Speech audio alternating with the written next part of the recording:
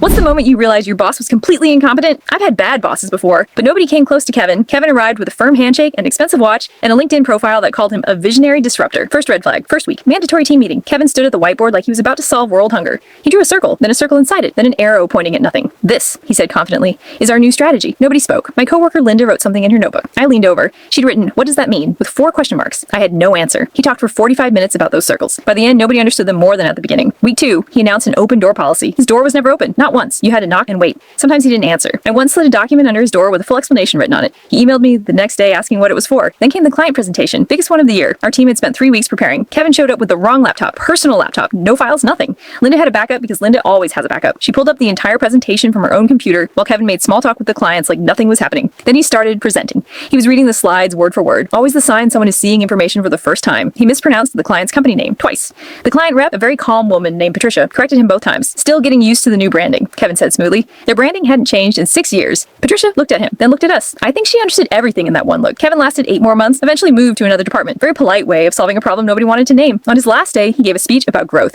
He mispronounced Linda's name. She'd sat across from him for 14 months. Linda got promoted 6 months later. Kevin's LinkedIn still says visionary disruptor. Some people are hired for reasons that have nothing to do with ability. And sometimes the most competent person in the room is the one quietly saving the presentation from her own laptop while the manager makes small talk.